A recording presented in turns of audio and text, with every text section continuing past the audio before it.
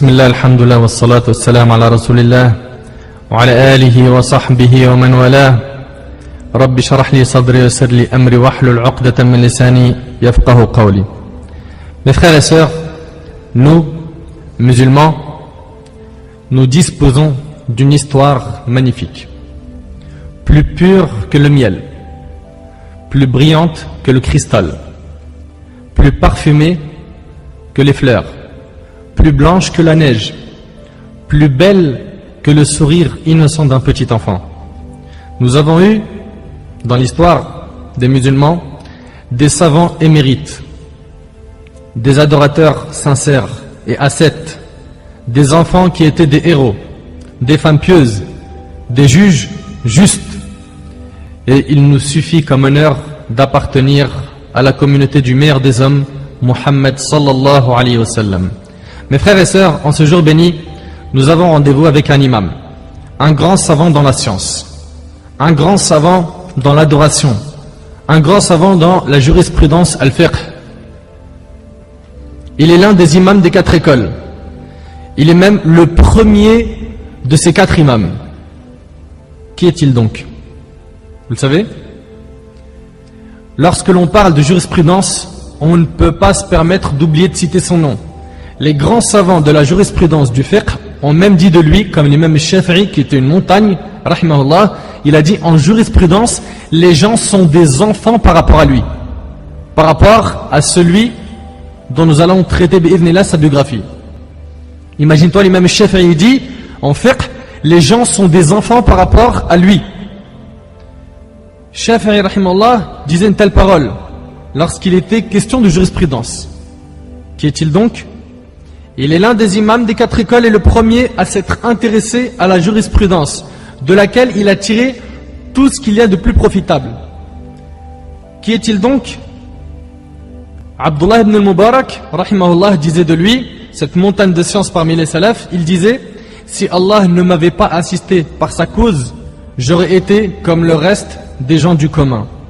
Un jour, dans l'une des assemblées de l'imam Malik, rahimahullah, alla le voir afin de discuter de la science, des hadiths, etc. Et lorsque notre savant, celui dont nous allons traiter sa biographie, se leva pour s'en aller, les élèves de l'imam Malik lui demandèrent qui était cet homme étranger. Et à l'imam Malik rahimahullah de répondre, vous ne le connaissez pas? C'est l'homme qui, s'il vous dit que cette colonne de la mosquée est en or, alors qu'elle ne l'était pas, il vous le prouvera. Il est tellement fort en argumentation, en preuve, que cette colonne de la mosquée qui n'est pas en or, si vous dit qu'elle est en or, il vous prouvera que c'est de l'or. C'est pour te montrer qu'il était très très fort en istidlal, en dalil, en quoi? En preuve. Imagine ce qu'il dit l'imam Malik. Il dit, rahimahullah, c'est l'homme qui, s'il vous dit que cette colonne de la mosquée est en or, alors qu'elle ne l'était pas, il vous le prouvera. C'est-à-dire qu'il est très convaincant. Il était doté d'un cerveau illuminé, d'un courage, d'une intelligence et d'une perspicacité incroyable. Qu'Allah tabaraka ta'ala lui fasse miséricorde. Mais de qui il s'agit? Il est l'un des grands tabi'in. Il est l'un des grands successeurs, puisqu'il a pu rencontrer certains compagnons comme Anas ibn Malik radiyallahu anhu. Naam. Cet homme a rencontré Anas ibn Malik. Et Anas ibn Malik, on a traité sa biographie. Radiyallahu anhu. On a donc dit que notre invité est l'un des imams des 4 écoles, mais il est aussi l'un des grands successeurs, puisqu'il a pu rencontrer certains compagnons. Qui est-il donc? Il est An-Nu'man ibn Thabit ibn al-Marzuban, surnommé Abu Hanif al-Nu'man, rahimahullah, qu'Allah lui fasse miséricorde. On commence par lui, Inch'Allah. On parle d'abord de l'imam Abu Hanifa, car c'est comme ça. Par ordre, c'est Abu Hanifa rahimahullah, puis on parlera de l'imam Malik qui est venu après lui, puis de l'imam Shafi'i qui était d'ailleurs l'élève de l'imam Malik, puis de l'imam Ahmad qui était l'élève de l'imam Shafi'i. Donc on commence bi'idhnillah par l'imam Abu Hanifa rahimahullah. Et si j'ai décidé de vous parler de l'imam Abu Hanifa, puis de Malik, puis de Shafi'i, puis d'Ahmad, de ces 4 grands savants qui ont connu une science impressionnante, ces 4 grands savants qui ont fondé les 4 écoles juridiques les plus connues, celles qu'on entend tout le temps, les 4 écoles, les 4 écoles, les 4 écoles. Si on vous parle d'eux, c'est parce que vous devez absolument connaître Abu Hanifa, Malik, Shafi'i et Ahmad. C'est pas possible qu'un musulman en entende parler tout le temps dans les durus, et vous savez très bien que ces noms, vous les avez entendus plus d'une fois, mais vous n'en connaissez que peu, pour pas dire rien. Et wallahi, le fait de les connaître, ça va vous montrer à quel point ils ont respecté et ils ont appris dans la science religieuse, et à quel point on se doit de retourner à leurs ouvrages, à leurs livres, pour pouvoir bien comprendre le fiqh, la jurisprudence. Commençons par sa naissance, la naissance d'Abu Hanifa rahimahullah. Il est né en l'an 80 de l'Hégire, à Koufa, c'est une ville en Irak.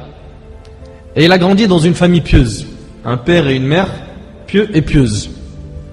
Et ça a un impact très important. Le fait d'avoir des parents qui sont dans la religion, ça aide beaucoup l'enfant dans sa spiritualité, dans son cheminement, dans son apprentissage de la religion. Quant à sa description, l'imam Abu Hanifa rahimahullah était un homme qui était beau. Il avait un beau visage, un visage agréable à voir, et il avait une langue douce. Il disait des bonnes paroles, rahimahullah. Il n'était pas très grand de taille, ni petit non plus. Il était grand et il était bien formé physiquement. Il était brave, doux, extrêmement généreux, ascète et très pratiquant. Pour ce qui est de sa piété, il vous suffit de savoir qu'il a clôturé le Coran 7000 fois. 7000 fois. Il vous suffit aussi de savoir que pendant 40 ans, il a accompli la prière du Fajr avec les mêmes ablutions de la prière de l'Aïcha. C'est-à-dire qu'il veillait toute la nuit en prière. Pendant 40 ans. Il faisait le Fajr avec les ablutions de l'Aïcha. Pendant 40 ans, de l'Aïcha jusqu'au Fajr, c'est prière sans coupure. Pendant 40 ans. C'est-à-dire qu'il veillait toute la nuit en prière. Les gens le surnommaient Al-Watad, la colonne. Le poteau. Le poteau, ça bouge pas. Tellement il était debout en prière, on l'appelait Al-Watad, la colonne. Ça, c'est parce qu'il restait debout longtemps en prière. Il lui arrivait de clôturer tout le Coran en une seule rak'a. En une seule unité de prière, il lit 600 pages. T'arrives à imaginer un petit peu? C'était un courageux, un généreux, un ascète, un pieux, un savant. Et en plus, il était très élégant. Il s'habillait très bien, il se parfumait tout le temps. Avant qu'il n'arrive, les gens le devinaient à cause de son odeur qui le devançait tellement il sentait bon. Et d'après Abdullah ibn Mas'ud radiyallahu anhu, le prophète alayhi salatu wasalam a dit: Allah est beau et il aime la beauté, rapportée par Muslim. Et notre prophète alayhi salatu wasalam, bien qu'il s'habillait avec des vêtements très modestes, il en prenait particulièrement soin. Il était ordonné, propre, beau, sallallahu alayhi wa sallam, et ainsi étaient ses compagnons radiyallahu anhum. Son parcours dans la science, ou bien tes oreilles. Il a appris la science à son jeune âge. Ensuite, il s'est occupé d'enseigner et de donner des avis de jurisprudence. Il a pu rencontrer, comme le dit Ibn Kathir, rahimahullah, dans le Bidaya al-Nihaya, 7 parmi les compagnons. Il a rencontré 7 parmi les compagnons. Je vous parle de l'imam Abu Hanifa. Et il a rapporté des hadiths de ces derniers. Parmi ses compagnons, il y a eu Anas ibn Malik, il y a eu Abdullah ibn Awfa, Sahl ibn Sa'd, radiyallahu anhum, et bien d'autres. Abu Hanifa, rahimahullah, est le premier à avoir écrit en jurisprudence. C'est le premier savant qui a écrit dans le fiqh, dans la jurisprudence. Et il est le premier à avoir classé les livres de fiqh par les chapitres que l'on connaît aujourd'hui. Kitab al-Tahara. Après Kitab al-Salat, après Zakat, Sawm, Hajj, etc. C'est le premier à avoir classé les livres de jurisprudence comme on le voit aujourd'hui.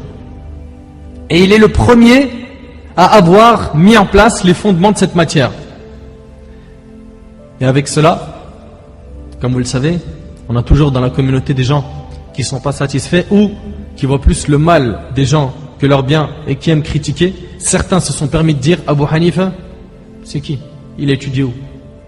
Ou d'autres disent, de toute façon, il ne connaissait pas grand chose en hadith. C'était un savant de fiqh, mais en hadith, il ne connaissait pas beaucoup. Ou d'autres, ils disent, il avait une mauvaise croyance au niveau de la foi. Et pourquoi je vous parle de ça? Parce que ça s'est répandu, hélas, sur Internet. Et il est de notre devoir de défendre nos grands imams.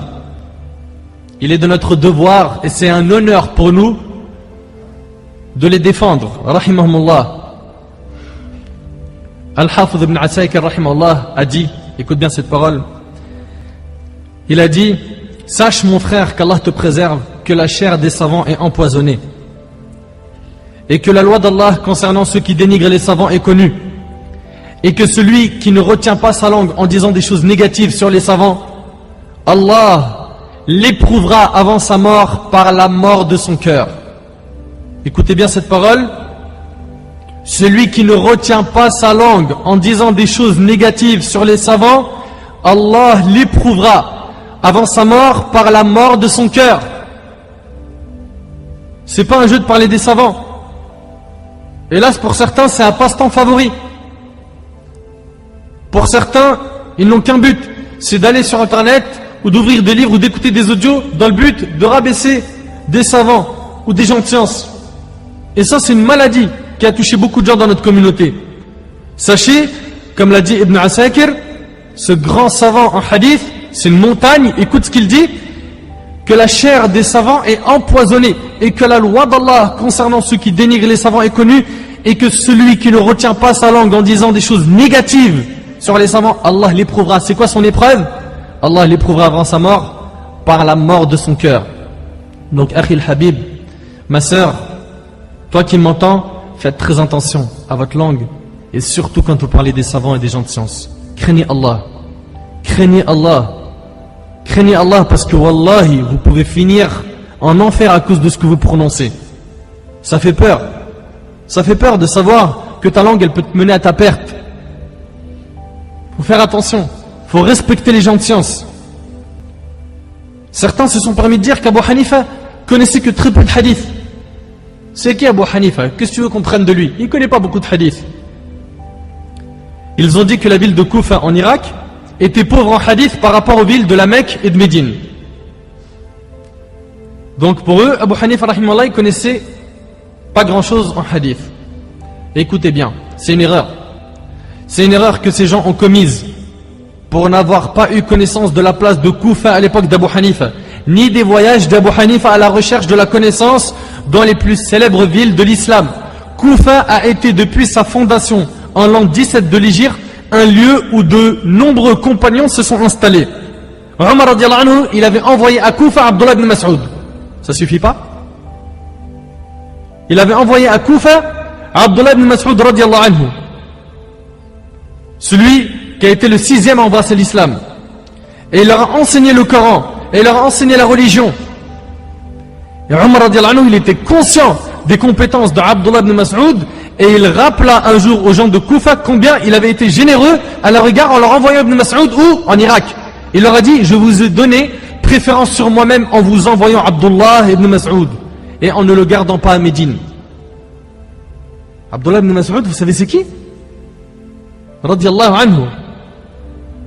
Ensuite, écoute bien, entre l'an 36 et l'an 40 de l'Hégire, le 4e calife de l'islam qui était Ali ibn Abi Talib, il a enseigné la religion à Koufa. 4 ans. Il y a eu Ibn Mas'ud, il y a eu Ali ibn Abi Talib radiallahu anhu. Donc comment dire que l'imam Abu Hanifa il lui est pas parvenu le hadith? Comment? Et c'est pas terminé. Ils ont évalué le nombre de savants qui sont partis à Koufa, et vous savez il y en a eu combien? Ceux qui se sont simplement installés à Koufa, ils étaient 1500. 1500 compagnons. Parmi ceux qui étaient à Koufa, Ibrahim al-Nakha'i, l'un des plus grands tabi'in. Une montagne de science. Donc Abu Hanifa, rahimahullah, il a baigné dans une ville pleine de science. Comment dire qu'il n'a pas eu de science dans le hadith? Comment? Ça, bien sûr, c'est une réponse à ceux qui le dénigrent et qui disent qu'il n'a pas beaucoup de sens dans le hadith. Au contraire, en un seul mot, Koufa était un lieu où, contrairement à ce que certains croient, les sciences religieuses étaient très développées. Dans la génération des tabi'in, on en est arrivé à l'existence de différentes écoles de jurisprudence. On disait il y a une école de jurisprudence à Médine, c'est celle de Malik, et une en Irak, c'est celle d'Abu Hanifa. Ils l'ont reconnu comme étant une grande école.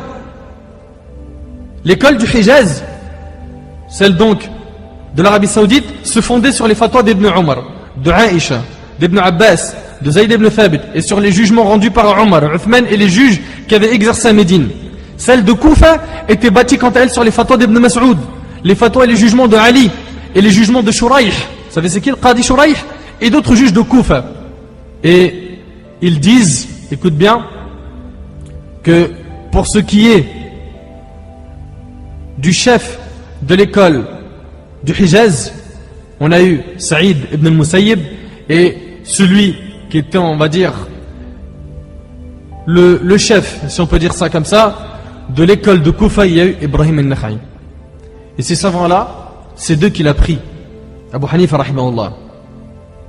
Et regarde ce qu'ils disent aussi, ils disent que Malik ibn Anas, l'imam Malik, a hérité de la science de la Mecque et de Médine, et Abu Hanifa, il a hérité de la science de l'école de qui? De Koufa. C'était donc une montagne de science. Une montagne. C'était une montagne de science. Et à la fin du dars, vous allez voir les éloges des grands savants sur lui. Des éloges qui sont très nombreuses, où ils le reconnaissent comme étant un imam, comme étant un thiqa, un thabit, quelqu'un de digne de confiance, quelqu'un de fiable dans la transmission du hadith. D'autres sont partis attaquer l'imam Abu Hanifa en disant qu'Abu Hanifa rahimahullah était un murji'a. Et les murji'a, c'est une secte qui fait sortir les actes de la foi. Eux, pour eux, le fait que tu l'aies dans le cœur, ça suffit. Les actions, ils les font sortir de la foi. C'est pas important pour eux l'action. Donc ils disent que l'imam Abu Hanifa était un murji'a. Il faisait sortir les actes de la foi, alors que c'est une erreur de leur part. Et l'imam Abu Hanifa lui-même, rahimahullah, a répondu à cette shubha. Et Ibn Abi al-Izz, celui qui a commenté Al-Aqid al-Tahawiyya, qui était hanafite de madhab, il a dit dans l'explication de l'Aqid al-Tahawiyya que la divergence entre les savants et l'imam Abu Hanifa concernant la foi est une divergence dans le terme. Dans le terme, simplement le terme qu'il a utilisé. Mais dans le fond, c'est la même croyance. C'est la même aqida. C'est juste quoi? Dans le terme. Et écoute avec moi. Et parmi ces preuves, il a dit que la foi augmente par les bonnes actions et diminue par les péchés. Et ça, c'est la définition des gens de la sunna. Et ce savant, rahimallah, a dit que l'action est une condition de validité de la foi. Ça, c'est donc concernant sa aqida. Et bien sûr, avec tout cela, nous le disons qu'Abu Hanifa, rahimallah, tout comme un autre savant, se trompe et comprendra de tout le monde et qu'on rejettera de tout le monde, mis à part un Nabi alayhi salatu wassalam. Ses enseignants, Ata ibn Abi Rabah, qui mérite à lui seul un dars en entier. Al-Sha'bi, qui était un grand savant parmi les tabi'in. Tawus, Nafi', le serviteur d'Ibn Omar. Nafi', c'était un parmi les profs de l'imam Abu Hanifa. Qatada, Ikrima et d'autres. Mais le plus connu d'entre eux est, écoutez bien et apprenez ce nom, Hammad ibn Abi Sulayman. Hammad, c'était pas n'importe qui. Premièrement, c'était une montagne de science, au point où, écoute bien, il figure en tant que maillon de chaîne de transmission dans Sahih Muslim, dans Sunan Abi Daoud et Sunan al-Tirmidhi. Il était une montagne de science en fiqh et en hadith. Donc, parmi ses profs, Hammad ibn Abi Sulayman. L'imam Abu Hanifa rahimahullah raconte, en arrivant à Basra, je pensais que j'étais capable de répondre à toutes les questions que l'on poserait. Et vous le savez, on en a beaucoup comme ça, qui pensent qu'ils sont capables de répondre à tout. Pose des questions, Akhi, pose, t'inquiète, pousse, je suis là. C'est vrai, c'est pas vrai. Donc, il pensait qu'il avait donc le niveau de répondre à toutes les questions. Et il dit, mais les gens m'interrogèrent à propos de choses auxquelles je n'ai pas trouvé de réponse. Je fus alors déterminé à ne plus délaisser le cours de Hammad jusqu'à sa mort. Ainsi, je m'installais à ses pieds afin d'apprendre, et ce pendant 18 ans. Combien d'années il a étudié chez Hammad ibn Abi Sulayman? 18 ans. Et on a dit Hammad ibn Abi Sulayman, c'était carrément quelqu'un qui figurait dans les maillons de chaîne de transmission de l'imam Muslim. C'est pas n'importe quoi. Il a étudié chez lui 18 ans. Contrairement à certains de nos jours qui ne veulent pas étudier. Et non seulement il ne veut pas étudier, mais en plus il se prononce dans tout. Tu lui poses des questions dans n'importe quoi, il dit halal haram, bid'a. Non, ça non, c'est sunnah ça. Subhanallah. Ce n'était pas le cas de l'imam Abu Hanifa rahimahullah. L'imam Abu Hanifa il craignait Allah Azza wa Jal. Et dès qu'il a vu qu'il était incapable de répondre à certaines questions, il s'est dit, je vais étudier la science. L'imam Abu Hanifa rahimahullah a appris la science auprès de plus de 60 savants. Parmi eux, le plus connu était, comme on a dit, Hamad ibn Abi Sulayman. En arrivant à Basra, il avait fait un rêve impressionnant. Un rêve où il s'est vu dans son rêve en train de creuser la tombe du prophète alayhi salatu wassalam. C'est impressionnant quand même. Il envoie un de ses amis questionner qui? Ibn Sirin, spécialisé dans l'interprétation des rêves. Il envoie un de ses amis questionner Ibn Sirin à propos de ce rêve, qui lui répondit: informez celui qui a vu ce rêve qu'il est à la recherche de la science du messager d'Allah alayhi salatu wassalam. Allahu Akbar. Écoute bien. Informez celui qui a vu ce rêve qu'il est à la recherche de la science du messager d'Allah alayhi salatu wassalam. Il est l'un des plus grands savants et imams de notre communauté, qu'Allah lui fasse miséricorde. Abu Hanifa rahimahullah, il a prononcé dans sa vie des paroles qui valent plus que de l'or. Parmi les magnifiques paroles de l'imam Abu Hanifa, il y a: attachez-vous au athar. Le athar, vous savez c'est quoi? La narration.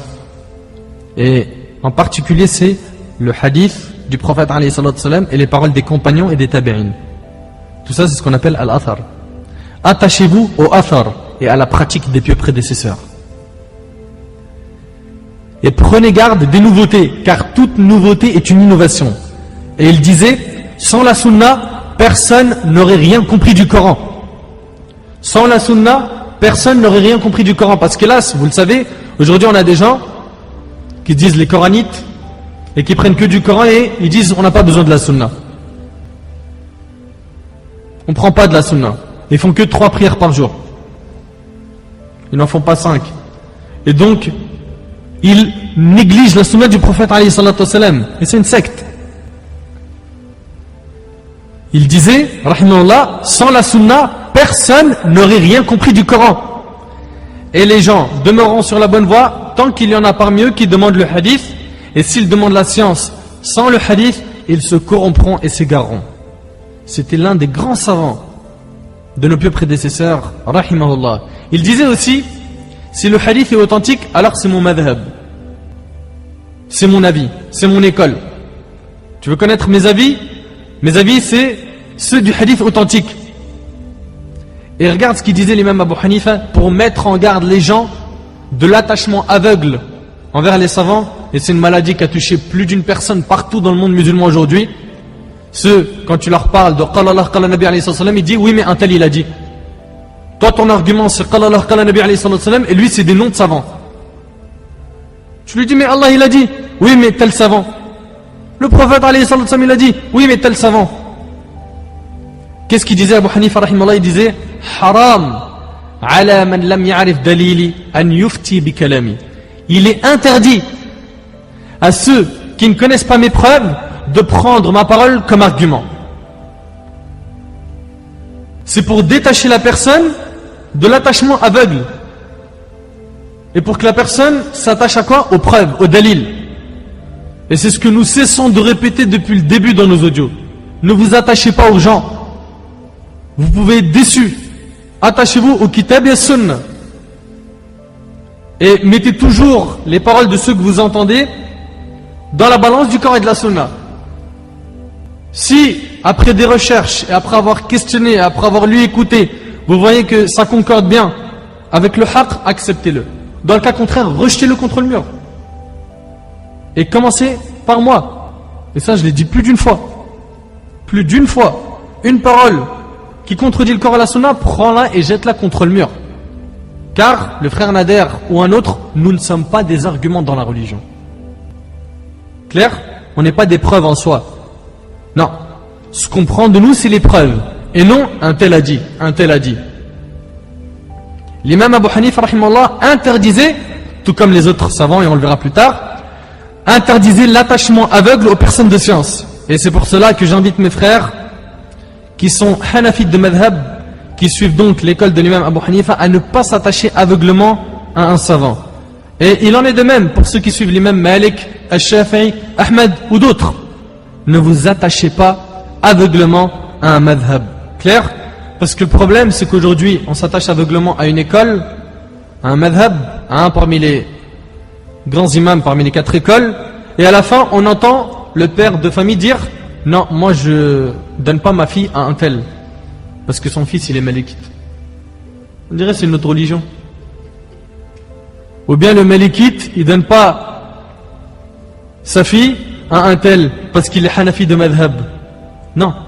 Délaissez ce ta'assub, barakallahu fikum, cet attachement aveugle. Ali ibn Abi Talib radiyallahu anhu, il nous montre comment faire concernant le haqq. Vous savez, aujourd'hui on vit une époque où beaucoup de gens se disent oui mais on prend de qui? De qui prendre la science? C'est qui? Donne-nous une liste de savants fiables. Ali ibn Abi Talib radiyallahu anhu, il a résumé tout cela en disant la vérité ne se connaît pas par les hommes.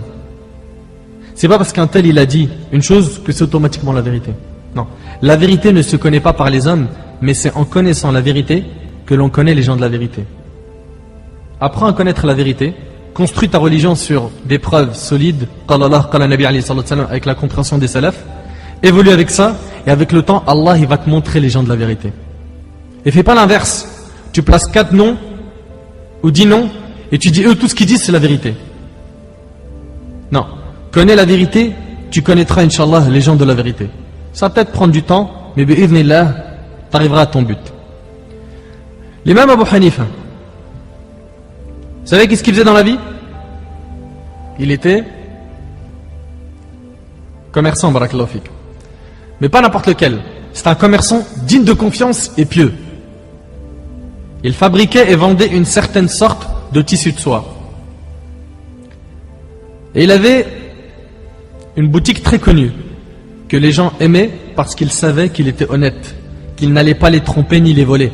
Souvent, il préparait des lots de marchandises et ordonnait à son associé, Hafs ibn Abd al-Rahman, d'aller les vendre en Irak. Puis, il partageait les gains.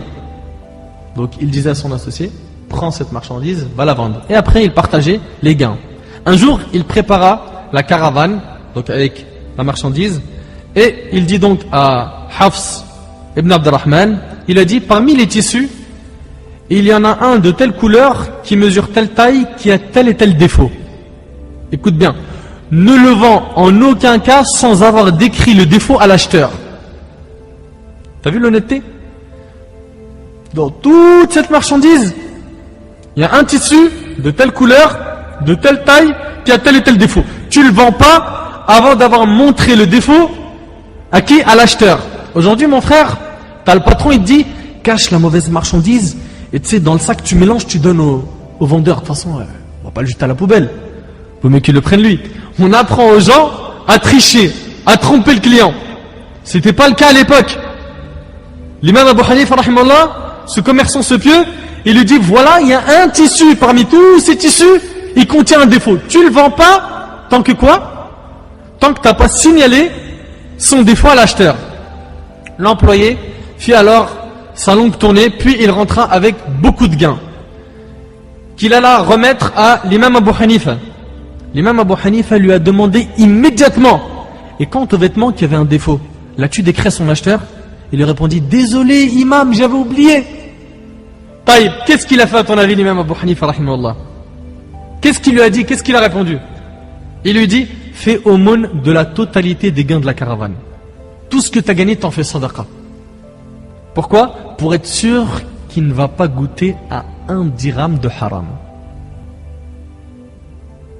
Qu'est-ce que tu en penses? On en connaît des commerçants comme ça aujourd'hui? Tel était le commerçant pieux, qu'hélas nous n'avons plus de nos jours, ou qui est très très rare de nos jours. Toujours concernant sa piété, une femme va le voir et elle lui dit, oh imam, achète-moi ce vêtement. Il lui demanda, pour combien le proposes-tu aux servantes d'Allah? Elle lui dit, pour 100 dirhams. Il lui dit, par Allah, il en vaut plus. Ça existe? Aujourd'hui, il te dit 100 dirhams, tu lui dis, vas-y cousin, 20 dirhams. C'est vrai, c'est pas vrai. Tu lui tords la nuque. De 100 dirhams, tu le passes à 20. Et là, il lui dit, par Allah, il en vaut plus. Du jamais vu. On n'a jamais vu un client comme ça. C'est vrai, c'est pas vrai. Ensuite, elle lui dit, paye alors 200 et qu'Allah te récompense. Il lui dit, par Allah, il en vaut plus. Impressionnant quand même. Elle lui dit, paye alors 300 et qu'Allah te récompense. Il lui dit, par Allah, il en vaut plus. Et là, il lui a dit, est-ce que tu te moques de moi, ô imam? Est-ce que tu te moques de moi, ô imam? De 100 à 400, il lui dit, par Allah, il vaut plus. La femme, elle comprend pas. Elle lui dit, est-ce que tu te moques de moi, ô imam, alors que je suis une femme âgée? Il lui dit, non. Par Allah, ô servante d'Allah, je ne me moque pas de toi, mais le prophète alayhi salatu wassalam, a fait acte d'allégeance aux compagnons à être loyal dans le conseil envers tous les musulmans. Quant à moi, je te conseille de ne pas vendre ce vêtement pour moins de 400 dirhams. Et là, elle lui a dit, et toi tu l'achèterais pour ce prix? Il lui dit oui, et il l'a acheté pour cette somme. Que dire de ce comportement exemplaire de ce commerçant, rahimahullah? Le musulman est celui qui est honnête tout le temps, il ne trompe pas les gens. Et selon Abu Hurayra radiyallahu anhu, le prophète alayhi salatu wassalam a dit, celui qui nous a trompés n'est pas des nôtres. Et ça c'est rapporté par l'imam Muslim. Entre nous, est-ce que vous avez déjà vu aujourd'hui un acheteur négocier avec le vendeur afin d'augmenter le prix? Et dans le cas où vous le voyez, est-ce que le premier réflexe c'est pas de mettre ta main sur son front pour voir s'il est pas chaud? Franchement, t'as déjà vu ça toi? Quelqu'un qui négocie avec le vendeur pour augmenter le prix? Tel était Abu Hanifa rahimahullah.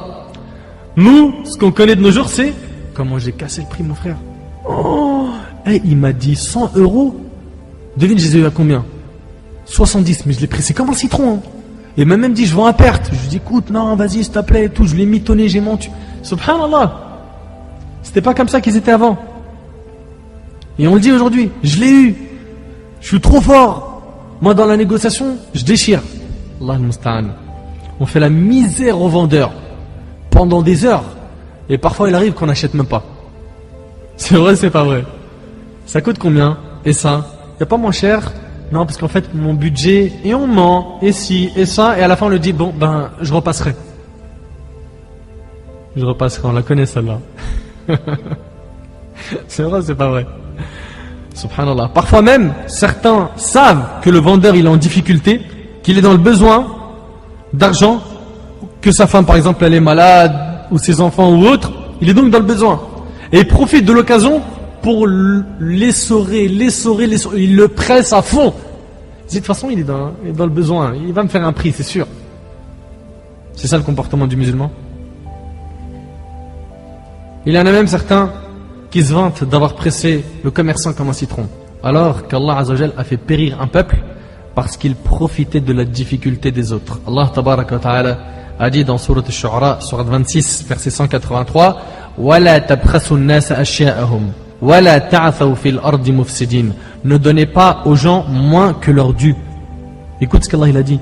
Ne donnez pas aux gens moins que leur dû et ne commettez pas de désordre et de corruption sur terre. T'achètes une marchandise. Demande à la personne de t'arranger sur le prix sans insister. Voilà, est-ce que vous pouvez m'aider dans la mesure du possible? Si vous pouvez, tant mieux. Si vous ne pouvez pas, je ne vais pas vous faire mal à la tête comme certains. Ça c'est vraiment yani, si tu es dans le besoin, d'accord? Et si tu sais que dans cet endroit il y a de la négociation possible. N'abuse pas, reste pas devant lui 1 heure. S'il vous plaît, enlevez-moi 5 €. Allez, s'il vous plaît, s'il vous plaît, s'il vous plaît. Mon frère, c'est pas possible.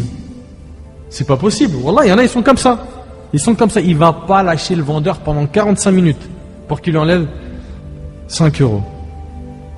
Savez-vous qu'une grande partie du sud-est de l'Asie n'est entrée dans l'islam que par le biais du bon comportement de nos ancêtres les commerçants? Parce qu'à cette époque, les commerçants musulmans, lorsqu'ils allaient vendre leurs marchandises en Asie, ils exposaient tous les détails de cette marchandise, qualité et défaut. Ils étaient honnêtes. Et Allah Tabaraka wa Ta'ala a dit dans Sourate Al-Isra, Sourate 17, verset 35, وَأَوْفُوا الْكَيْلَ إِذَا كِلْتُمْ وَزِنُوا بِالْقِسْطَاسِ الْمُسْتَقِيمِ. Et donnez la pleine mesure quand vous mesurez et pesez avec une balance exacte. Une parole de leur part valait mieux que 100 contrats ou 100 serments. Les gens étaient impressionnés par leur comportement. On les questionnait souvent à propos de leur religion, qui les appelait à adopter un comportement exemplaire, aussi exemplaire. Et lorsqu'ils apprenaient que c'était l'islam, ils se reconvertissaient. Quant à nous, allez, c'est une question que je vous pose, et dites-moi un petit peu ce que vous avez comme réponse. Est-ce que de nos jours, les marchés des musulmans et les commerçants musulmans représentent l'islam d'une manière exemplaire? Est-ce que quand tu vas dans nos marchés aujourd'hui, Clignancourt, où il y a beaucoup de musulmans, Quatre-Chemins, La Courneuve, Saint-Denis, est-ce que quand tu vas dans ces marchés, le marché représente l'islam? Si un touriste rentre dans nos marchés, chez nous dans les pays musulmans, est-ce qu'il va en ressortir musulman?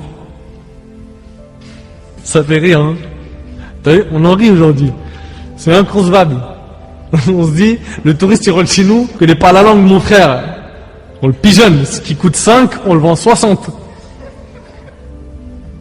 C'est vrai ou c'est pas vrai? Et là, c'est triste. Vous avez déjà entendu parler d'un touriste qui rentre dans le marché? Des musulmans, il ressort, il dit Ashhadu an la ilaha illallah, ashhadu anna rasulullah. Ou il sort, il dit on m'a volé mon portefeuille. Dites-moi. Ça, c'était donc la piété de l'imam Abu Hanifa rahimahullah. Sa générosité. Écoutez cette histoire impressionnante.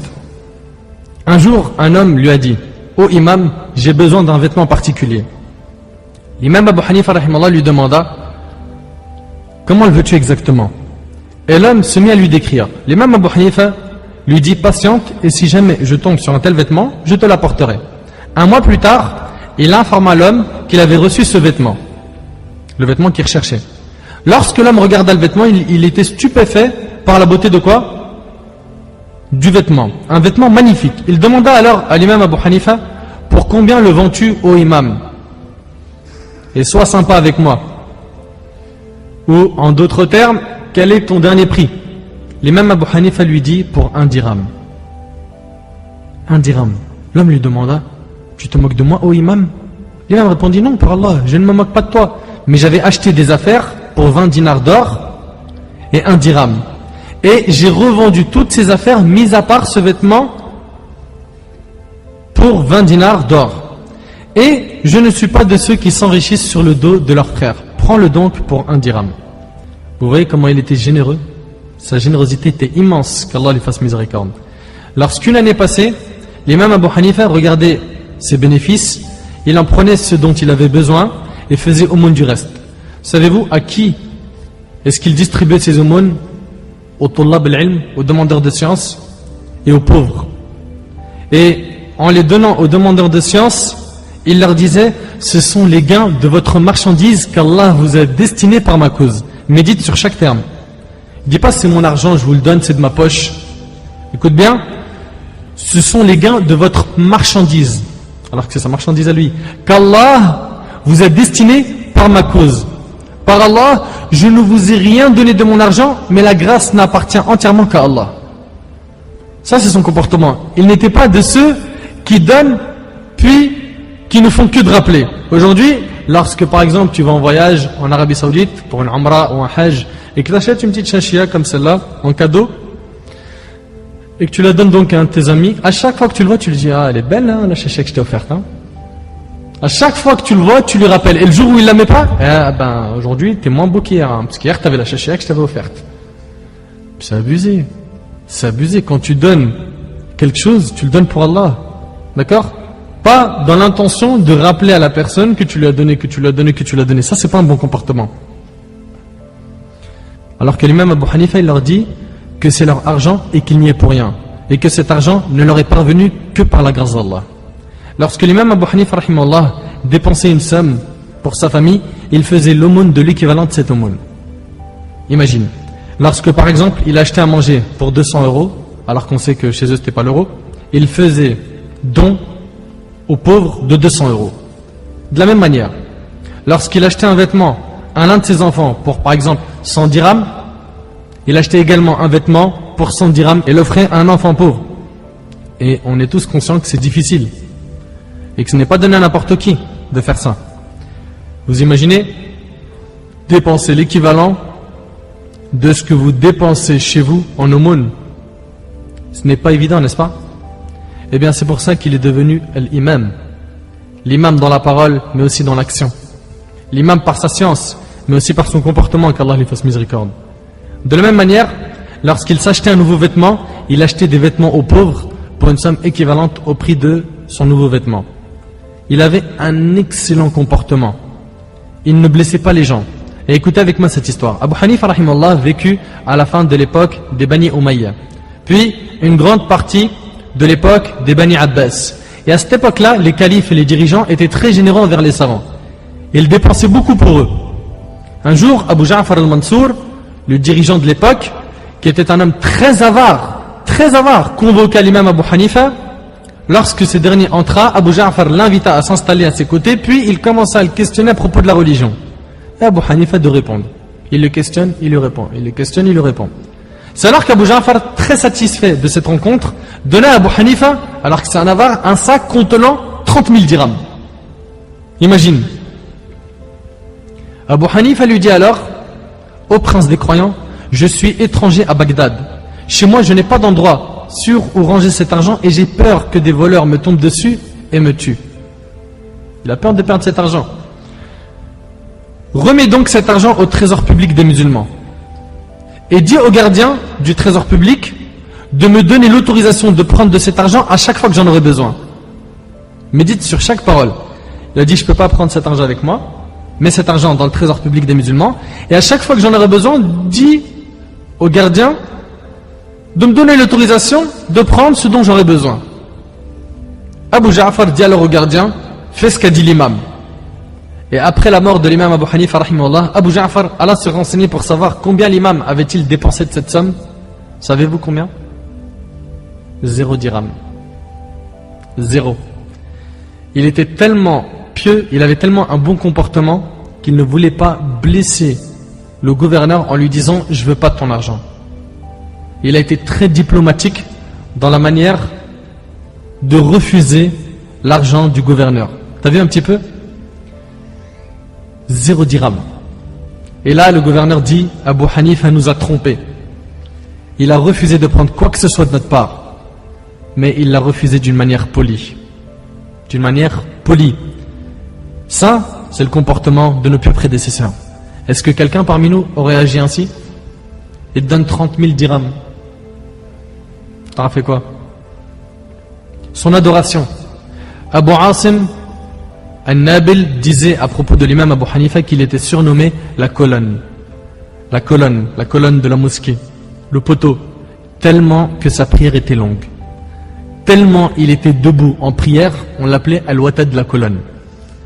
Abdullah ibn al-Mubarak, rahimallah, qui était un parmi ses élèves et qui était une montagne en hadith, il a dit: je n'ai jamais vu dans l'assemblée d'Abu Hanifa un homme aussi respecté et qui avait une meilleure apparence que lui. Il était beau, rahimallah, propre, il sentait bon, il était souriant, les gens aimaient rester avec lui. Les mêmes Abu Hanifa, rahimallah, jeûnait le jour, priait la nuit. Il était très attaché au Coran. Il demandait pardon à Allah aux dernières heures de la nuit. Et il méritait véritablement le titre d'adorateur de la nuit. Parmi les causes de son assiduité dans l'adoration, c'est qu'une nuit, alors qu'il marchait à proximité de la mosquée, il y entendit des gens dire: connaissez-vous cet homme? C'est l'imam Abu Hanifa, l'homme qui ne dort jamais la nuit. Il passe sa nuit entière en prière. Lorsqu'il les entendit, il dit: les gens pensent de moi ce que je ne suis pas. Qu'Allah nous en préserve. Les gens pensent que les savants ou les prédicateurs sont semblables à des anges et qu'ils ne se trompent jamais. Donc l'imam Abu Hanifa rahimallah dit: les gens pensent de moi ce que je ne suis pas. Par Allah, à partir de maintenant, les gens ne diront de moi que ce que je ferai pour Allah. C'est-à-dire, ils disent que je prie toute la nuit, tout ce qu'ils vont prononcer, c'est une chose que j'aurais faite, Inch'Allah. Et bien sûr, il ne dit pas ça par ostentation, mais simplement pour pas qu'on dise de lui des choses que lui ne fait pas. Il voulait être de ceux qui apprennent et qui mettent en pratique. Et depuis ce jour, il ne dormait plus la nuit, jusqu'à ce que certains savants ont dit de lui, et vous pouvez le trouver dans Sir Alam al-Nubala de l'imam al-Zahabi, ils ont dit de lui qu'il a accompli la prière du Fajr avec les mêmes ablutions que la prière de l'Isha pendant 40 ans, qu'Allah lui fasse miséricorde. Ça veut dire quoi? La prière du Fajr, il l'accomplissait avec les mêmes ablutions que la prière du Isha pendant 40 ans. Pendant 40 ans, il ne dormait pas la nuit. de l'Isha au Fajr, c'était Qiyamul Layl, prière, pendant 40 ans, sans interruption. Ça c'était l'imam Abu Hanifa rahimahullah. Lorsque la nuit tombait, il s'habillait avec le meilleur vêtement qu'il avait, il se peignait la barbe, il se parfumait avec ses meilleurs parfums, puis il se mettait à prier. Il lui arrivait parfois de clôturer tout le Coran en une raka'a. Une unité de prière, il lit les 600 pages du Coran. Et d'autres fois, il priait toute la nuit avec un seul verset, qu'il répétait, puis en pleurait. Puis il le répétait, puis il pleurait, et ainsi de suite. Les gens de science rapportent à son sujet qu'il passa toute une nuit en prière à réciter ce verset, qui est dans Surat Al-Qamar, Surat 54, verset 46.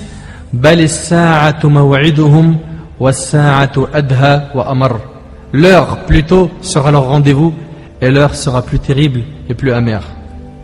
Regarde le verset. Il le répétait toute la nuit et il pleurait. L'heure plutôt sera leur rendez-vous, et l'heure sera plus terrible et plus amère. Et il répétait et pleurait. Puis il répète le verset et il pleure, et ainsi de suite, qu'Allah lui fasse miséricorde. L'imam Abu Hanifa rahimallah a clôturé le Coran 7000 fois. 7000 fois. Il a clôturé le Coran 7000 fois. Et lorsqu'il lisait Surat Zalzala, il en avait la chair de poule et son cœur frémissait, puis il saisissait sa barbe blanche et disait: ô celui qui rétribue le bien par le bien, fût-ce du poids d'un atome, et celui qui rétribue le mal par le mal, fût-ce du poids d'un atome, épargne ton serviteur An-Nu'man de l'enfer, éloigne-le de ce qui amène vers l'enfer, et fais-le entrer dans l'immensité de ta miséricorde, ô le tout miséricordieux, le très miséricordieux. Tel était l'imam Abu Hanifa rahimahullah, qui craignait Allah Azza wa Jal. Son intelligence. Quant à son intelligence, l'imam Abu Hanifa rahimahullah était doté d'une intelligence impressionnante. Un jour, un homme de ceux qui insultaient le compagnon Uthman radiyallahu anhu, cet homme faisait partie donc de la secte égarée des Rawafid, des chiites. Cet homme vint le voir en prétendant que Uthman radiyallahu anhu était juif. Il va voir Abu Hanifa et il prétend que Uthman radiyallahu anhu, qui, je vous le rappelle, a épousé 2 filles du prophète alayhi salatu wasalam, une qui est morte et après l'autre, et elle est morte aussi. Lui, ce chiite, il va voir Abu Hanifa et il lui dit: Uthman radiyallahu anhu, ce 3e calife de l'islam, ce grand compagnon, c'était un juif. L'imam Abu Hanifa lui dit: oh un tel, je connais quelqu'un qui souhaiterait demander la main de ta fille, qu'en dis-tu? L'homme répondit: qu'il soit le bienvenu. Les gens provenant par ton intermédiaire ne peuvent en aucun cas être rejetés au imam. Il lui dit: il y a quelqu'un qui veut demander ta fille. Il lui a dit: tout ce qui vient de toi, Abu Hanifa, on l'accepte. L'imam Abu Hanifa rahimallah lui dit: demande-moi d'abord qui est cet homme. Il lui demanda: qui est-il? Il répondit: c'est un homme embelli par l'adoration, la richesse et l'honneur. Il est généreux, il connaît le Coran par cœur, il prie la nuit, il jeûne le jour, il pleure souvent par crainte d'Allah. Et à chaque fois que l'homme entendait l'une de ses qualités, il disait: Bakhin, Bakhin. C'est une parole pour dire quelle merveille, quelle merveille. C'est pour montrer qu'il est heureux. D'accord? Et à chaque fois donc qu'il lui citait une qualité, il lui disait: j'accepte au imam, ça me suffit, j'accepte au imam, ça me suffit. L'imam Abu Hanifa rahimallah lui dit: cependant il a un défaut. L'homme répondit: les qualités que tu m'as citées à son propos lui permettraient même de demander la fille de qui? Du prince des croyants. Tellement sont nombreuses ces qualités. L'imam Abu Hanifa lui dit: écoute quand même ce qu'il a comme défaut. L'homme lui demanda: et quel est son défaut? Il lui dit: c'est un juif. C'est un juif. Puis l'homme se mit en colère et dit: oh imam, voudrais-tu marier une musulmane à un juif? L'imam Abu Hanifa rahimallah lui demanda: cela ne te satisfait pas? L'homme lui répondit: et quel musulman en serait satisfait? Qui accepterait de marier sa fille à un juif? Et là l'imam Abu Hanifa lui a dit: et comment peux-tu prétendre alors, ô toi menteur, que le prophète alayhi salatu wassalam a marié 2 de ses filles à un juif? Tu as vu l'intelligence d'Abu Hanifa dans le débat? Il lui exposa alors une preuve évidente par sa grande intelligence, et l'homme en resta bouche bée. Un autre jour, un homme appartenant à une secte égarée, les Khawarij, qui s'appelait Ad-Dahhak Al-Sharri, il est parti voir l'imam Abu Hanifa et lui dit: repens-toi Abu Hanifa. Il dit: je demande pardon à Allah et je me repens à lui. Mais pour quelle raison? Il lui répondit, concernant ton propos qui consiste à autoriser le jugement entre Ali et Muawiyah. Tu as autorisé qu'il y ait un jugement entre Ali et Muawiyah. L'imam Abu Hanifa lui demanda alors, et accepterais-tu de débattre avec moi sur ce sujet? Regarde le comportement. C'est pas comme nous aujourd'hui. Pas de comportement dans le débat, rien, pas de dialogue. L'homme répondit, j'accepte. Il lui demanda alors, ça c'est Abu Hanifa qui lui demande, il lui dit, et si nous sommes en désaccord sur un point, accepterais-tu qu'un homme juge entre nous à son propos? L'homme répondit, j'accepte. Il lui dit, ça sera ton ami, celui-là. Et il le désigna. Donc s'ils sont en désaccord, c'est l'ami de cet homme qui jugera entre eux. Et ça a réjoui l'homme, puisque c'est son ami. Donc il répondit à l'imam Abu Hanifa, j'accepte. Et là, regardez la réplique immédiate de l'imam Abu Hanifa encore une fois, qui est très intelligente, mashallah. Il lui dit, malheur à toi, tu acceptes de faire juger quelqu'un entre toi et moi si nous divergeons sur une question. Et tu ne l'acceptes pas s'il s'agit de Muawiyah et Ali. Et là, il a été confus et bouche bée encore une fois. Il était très intelligent, rahimallah. L'imam Abu Hanifa, rahimallah, était doté d'un cerveau en or. L'imam Malik, rahimallah, disait de lui, à ses élèves, c'est l'homme qui, s'il vous dit que cette colonne de la mosquée est en or, alors qu'elle ne l'est pas, il vous le prouvera. C'est-à-dire qu'il a des arguments trop convaincants.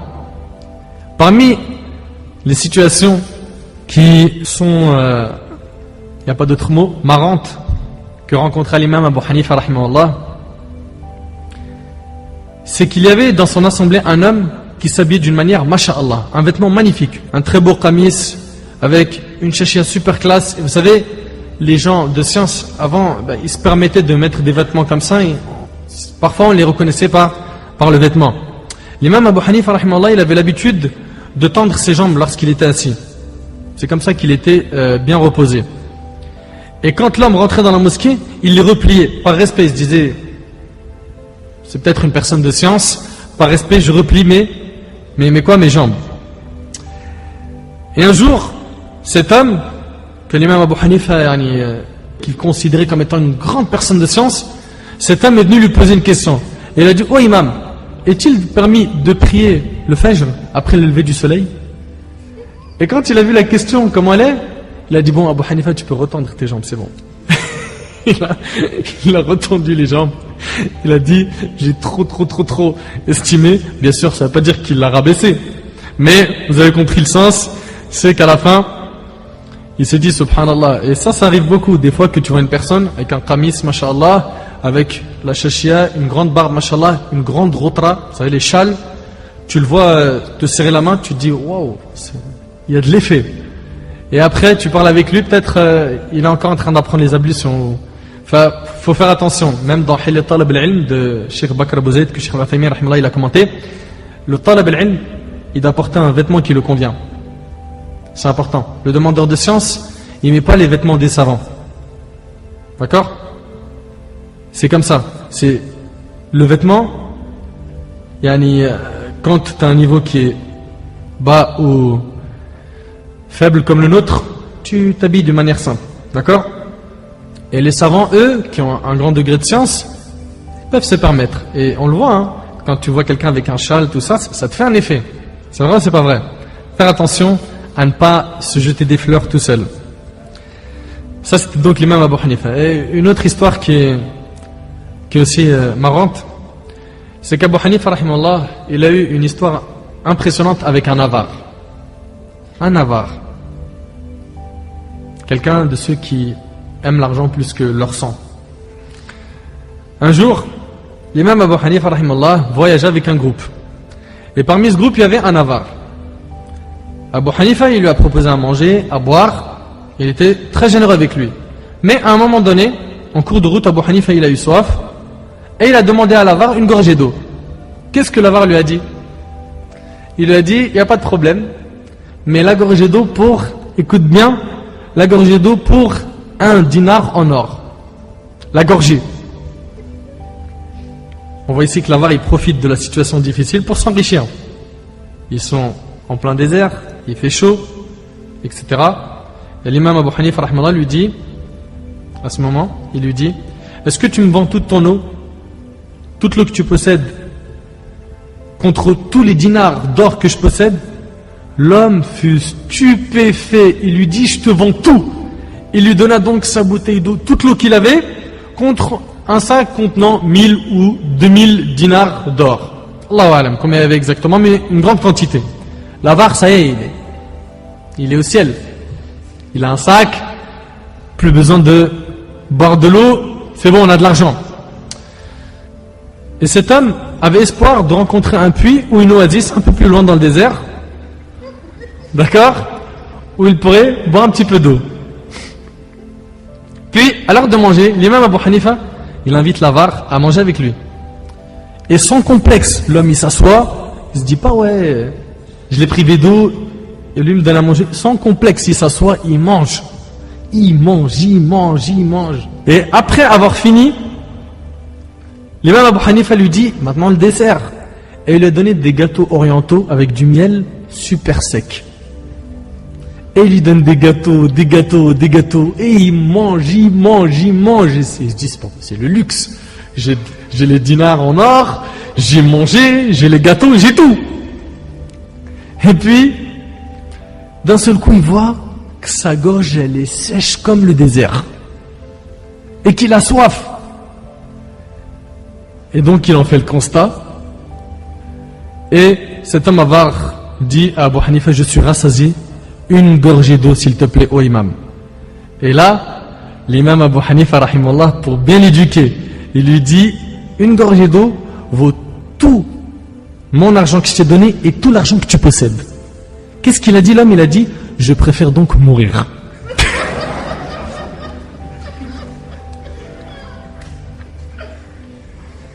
Il préfère mourir et garder les dinars dans sa tombe que, subhanallah, ajib, wallahi, c'est impressionnant. Il a dit, je préfère mourir. Il a dit, je préfère mourir et ne pas payer un seul dinar. Mais, après un petit bout de temps, l'imam Abu Hanifa, qui était généreux et miséricordieux, qu'Allah lui fasse miséricorde, lui a donné à boire et il lui a appris la leçon de cette manière. Il a montré que c'était comme ça le comportement.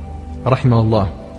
Un jour, Haroun al-Rashid, qui était le dirigeant de l'époque, était assis avec l'un des élèves de l'imam Abu Hanifa, et c'est d'ailleurs un grand savant de l'école hanafite qui s'appelait Abu Yusuf. C'est un nom qui revient beaucoup dans Kutub al-Fiqh. On apporta au roi des pâtisseries de luxe, dignes du roi. Haroun al-Rashid en prit alors un morceau et le mit dans la bouche du cheikh Abu Yusuf, l'élève d'Abu Hanifa. Regarde comment il était généreux et bienfaisant vers les savants. Abu Yusuf en rit. Il a ri du geste, du fait que le roi, il lui met un gâteau dans la bouche. Suite à quoi le roi lui demanda, qu'est-ce qui te fait rire? Haroun al-Rashid te donne à manger des pâtisseries de luxe de ses propres mains et tu en ris? Le savant lui répondit, non, ô émir. Et cela m'a rappelé une parole que mon cheikh Abu Hanifa avait dit à ma mère autrefois. Puis, il lui raconta l'histoire. Il lui dit, mon père mourut et je fus orphelin. Ma mère m'emmena alors à prendre un métier duquel nous pourrons vivre. Lorsque j'allais au travail, je passais par l'assemblée d'Abu Hanifa et je m'y asseyais afin d'apprendre. Et je ne partais pas au travail. Et à chaque fois que ma mère en était au courant, elle venait m'emmener à nouveau au travail jusqu'à ce qu'elle en a eu marre. Et un jour, elle est venue à la mosquée et elle cria à l'imam Abu Hanifa en lui disant, « Oh un tel, cet enfant est un pauvre orphelin qui survit grâce à mon travail. Tu as corrompu mon fils. » Attention, elle ne dit pas ces paroles à n'importe qui. Elle les dit à l'imam Abu Hanifa. Elle lui fait des reproches. Elle lui explique en quelque sorte qu'il est la cause de la perdition de son fils. Puis l'imam Abu Hanifa rahimahullah lui répondit, garde le silence. Il a dit une parole dure, il lui a dit, garde le silence. Je lui apprends une science qui fera que les rois le nourriront de leurs propres mains de pâtisserie de luxe. Subhanallah. Et c'est ce qui s'est passé. C'est ce qui s'est passé. C'est pour ça qu'Abu Yusuf, il en a ri quand il a vu Haroun al-Rashid lui mettre des gâteaux dans la bouche. Tu as vu un petit peu la vision qu'avait l'imam Abu Hanifa rahimahullah. Le roi rit alors à son tour et dit, Abu Hanifa a dit vrai. Et certes, mes frères et sœurs, la science est bénéfique et elle élève dans ce bas monde comme dans l'au-delà. La vision de son cœur était bien plus lointaine que celle de ses yeux, à l'imam Abu Hanifa rahimahullah. Un jour, un groupe d'athées vint voir l'imam Abu Hanifa rahimahullah et ils lui demandèrent: prétends-tu au imam que c'est Allah qui a créé cet univers? Il répondit oui. Ils répliquèrent alors: nous disons non, personne ne l'a créé. Ce ne sont que des utérus qui engendrent, une terre qui engloutit, nous vivons et nous mourrons, et rien ne nous fera périr à part le temps. Il leur dit: laissez-moi pour le moment, je suis dans un immense embarras. Ils lui demandèrent pourquoi. Il répondit: j'étais assis hier sous l'ombre d'un arbre, jusqu'à ce que soudain, l'arbre s'est abattu tout seul, sans bûcheron. Puis, le tronc s'est découpé en planches tout seul, sans scieur. Puis ces planches se sont clouées et elles ont fabriqué un bateau toutes seules, sans menuisier. Puis le bateau alla vers la mer tout seul, sans transporteur. Puis le bateau se mit à naviguer et à faire des va-et-vient sans matelot.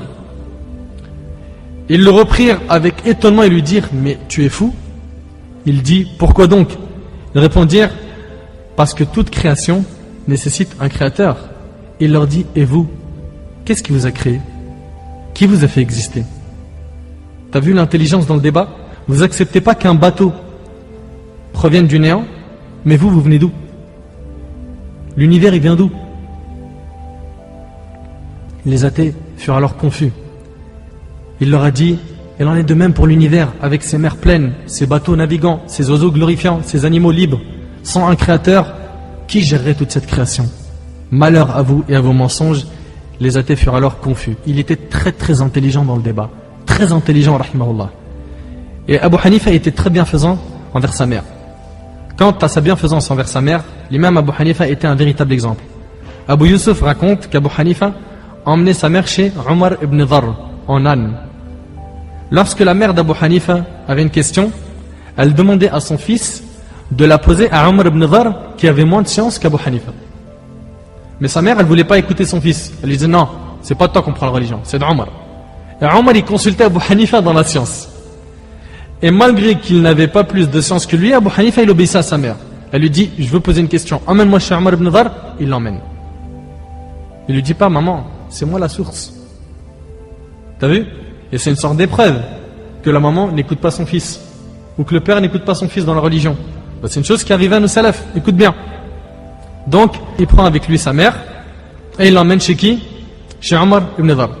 Et un jour, Abu Hanifa, il est envoyé pour poser une question à Ibn Dharr. Et lorsqu'il l'a lui posé, ce dernier, Omar, il lui a dit: et quelle est donc la réponse à cette question, imam, afin que je te la donne? Sa mère lui dit: va questionner Omar ibn Dharr sur ça. Omar ibn Dharr, après la question, lui dit: oh imam, donne-moi la réponse pour que je te la donne. T'arrives à imaginer un petit peu? Puis l'imam Abu Hanifa lui dicte la réponse, il lui demande de l'écrire et de la signer. Puis il apporte cette feuille à sa mère qui dit: voilà, ça c'est la science, et pas la science d'Abu Hanifa. Alors que c'était lui la source. Et avec tout ça, il était patient et il n'était pas mauvais avec sa mère. Ça montre comment il cherchait à satisfaire sa mère, alors que ses paroles n'étaient pas douces envers lui. L'imam al-Dhahabi rahimahullah rapporte dans Manaqib Abi Hanifa qu'en prison, l'imam Abu Hanifa avait été condamné à être battu jusqu'à ce que la sentence soit prononcée. Mais cette sentence ne fut pas prononcée. Il est rapporté qu'alors qu'il pleurait un jour comme il n'avait jamais pleuré auparavant. Il pleurait très fort. On lui demanda: pleures-tu à cause des coups de fouet? Il répondit: non, mais c'est parce que j'ai été atteint au visage et je me suis rappelé que ma mère allait venir me visiter et remarquer cette trace, et j'ai donc pleuré par pitié et compassion pour elle. Impressionnant comment il était avec sa mère, rahimahullah. L'histoire d'Abu Hanifa avec le calife. Il a, comme tous les grands savants de notre époque et les savants anciens de nos pieux prédécesseurs, goûté à de dures épreuves. Et c'est comme ça. Le chemin de la da'wah, quand on appelle Allah subhanahu wa ta'ala, c'est pas des tapis rouges et des fleurs qui sont sur notre chemin. Celui qui appelle Allah subhanahu wa ta'ala doit savoir qu'il a pris le chemin des prophètes, et le prophète alayhi salatu wa sallam a dit: Ashaddun nasi bala, les gens les plus éprouvés sont les prophètes. Plus tu atteins un degré dans la foi et dans la science, plus Allah il t'éprouve pour voir ta sincérité, pour voir est-ce que tu t'accroches, pour voir est-ce que tu tiens bon ou non. Abu Ja'far al-Mansour convoqua un jour l'imam Abu Hanifa ainsi qu'un groupe de savants et de juristes. On commence par cette histoire et après je vous parle de son épreuve. À cette époque, les habitants de la ville de Moussoul s'étaient révoltés contre Abu Ja'far. C'est alors qu'il les emprisonna. Donc le gouverneur, il les a emprisonnés. Pourquoi? Parce que le peuple, se révolte contre lui. Il les a emprisonnés et il dit, cela leur semble illicite. Donc il a dit, je vais les tuer.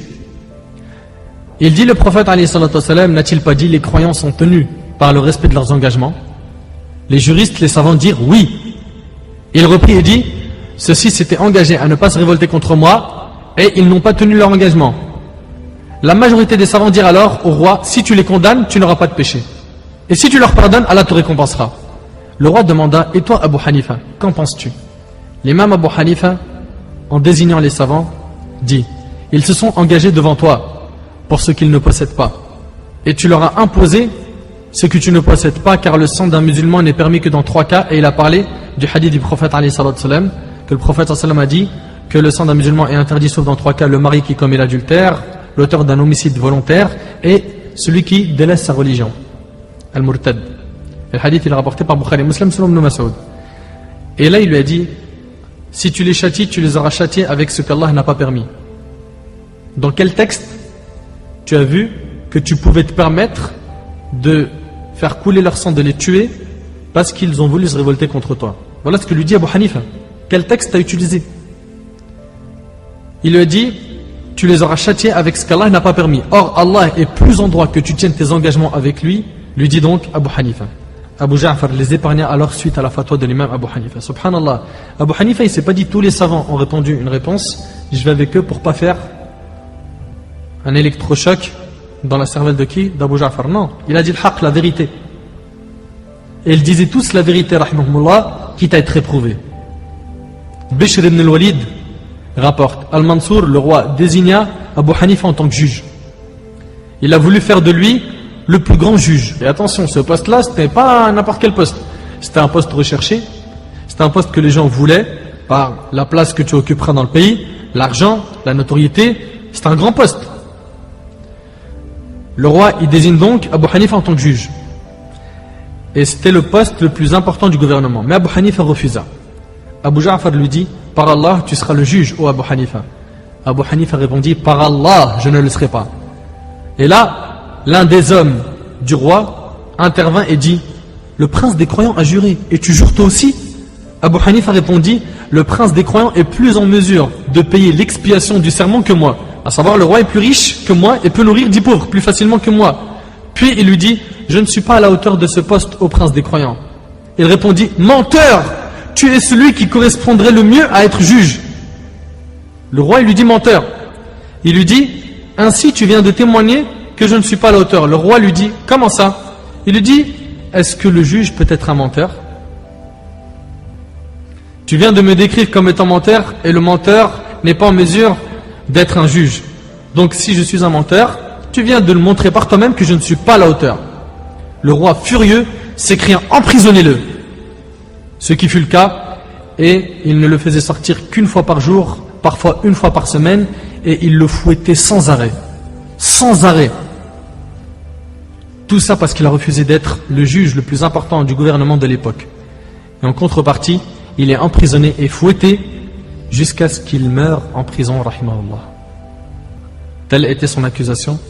Parce qu'il craignait d'être injuste, il a délaissé ce poste. Et je m'adresse ici à tous ceux qui détiennent de hauts postes, et je leur dis, craignez Allah, ne profitez pas de votre poste pour être injuste. C'est pas parce que tu es le patron de telle boîte ou le président de ceci ou de cela que tu dois être un tyran, un pharaon. Non, ne profitez pas de vos postes pour être injuste envers les gens et vous permettre ce dont vous n'avez pas le droit. Et d'après Burayda radiallahu anhu, le prophète alayhi salatu wassalam a dit, les juges sont au nombre de 3, 1 dans le paradis et 2 dans le feu. Celui qui est dans le paradis, c'est un homme qui a connu la vérité et a jugé avec. Un homme qui a connu la vérité et a été pervers dans son jugement est dans le feu. Un homme qui a jugé entre les gens alors qu'il était ignorant est dans le feu. Rapporté par Abu Daoud et authentifié par l'Albani. Et l'imam Abu Hanifa rahimahullah donc décéda en prison en l'an 150 de l'Hégire. Il avait 70 ans. Et il avait recommandé à Al-Hassan ibn Imar de le laver après sa mort. Et après l'avoir lavé, ce dernier, Al-Hassan ibn Amr, a dit qu'Allah te fasse miséricorde, ô Abu Hanifa, et qu'il te récompense pour tout ce que tu as fait pour ta communauté. Tu as constamment jeûné durant 30 ans. Durant 30 ans, on le voyait jeûner quasiment tout le temps. Tu n'as pas dormi la nuit durant 40 ans et tu as fatigué les savants après toi. Ça veut dire que tu as laissé une charge énorme de travail après toi. Une information importante. Le madhab de l'imam Abu Hanifa, vous savez où est-ce qu'il s'est répandu? Le madhab de l'imam Abu Hanifa, il s'est répandu en Turquie, en Inde, au Pakistan, en Afghanistan, en Asie centrale et en Syrie. Clair? Et je termine, Inch'Allah, avec les éloges des savants sur lui. Et écoutez avec moi ce qu'ont dit les grands savants sur l'imam Abu Hanifa, rahimahullah. L'imam Shafi'i, rahimahullah, a dit, en jurisprudence, en fiqh, les gens sont des enfants par rapport à Abu Hanifa. Sufyan ibn Uyayna, rahimahullah, a dit, mes yeux n'ont pas vu de semblable à Abu Hanifa. Ibn Abd al-Barr al-Maliki, rahimahullah, a dit, Abu Daoud, celui qui a écrit As-Sunan, a dit, Abu Hanifa était un imam. Un imam. Ali ibn al-Madini, le cheikh de l'imam al-Bukhari, a dit, Abu Hanifa est digne de confiance et acceptable en tant que transmetteur. Yahya ibn Sa'id ibn al-Qattan, rahimahullah, a dit, il faisait partie des savants de la communauté concernant ce qui provient d'Allah et de son messager, alayhi salatu wassalam. Et après ça, on entend des gens dire, Abu Hanifa c'est qui? Abu Hanifa, il avait quel niveau? Abu Hanifa, il connaissait rien en hadith.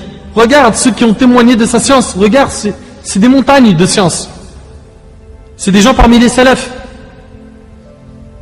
Al-Qadi Iyad, rahimahullah, a dit, Abu Hanifa fut un juriste, connu en jurisprudence, célèbre pour son scrupule, aisé, bienfaisant envers autrui, patient dans l'enseignement de la science de jour comme de nuit. Il observait souvent le silence, parlait peu, jusqu'à ce qu'une question traitant du licite ou de l'illicite survienne.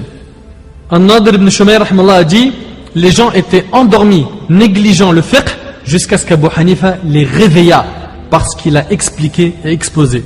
Les savants dirent de lui à son époque qu'il fut partie des meilleurs tabi'in. N'oubliez pas qu'il a vécu dans les meilleures générations. Et selon Imran ibn Hussein, radiyallahu anhu, le prophète alayhi salatu wassalam, a dit, la meilleure partie de ma communauté et mon époque, puis ceux qui viennent après, rapportés par Bukhari et Muslim. Et Abu Hanifa fait partie de ceux qui ont vécu dans ces 3 premières générations. C'est pas n'importe qui. Nous lui devons un grand respect. C'est une montagne de science de notre communauté.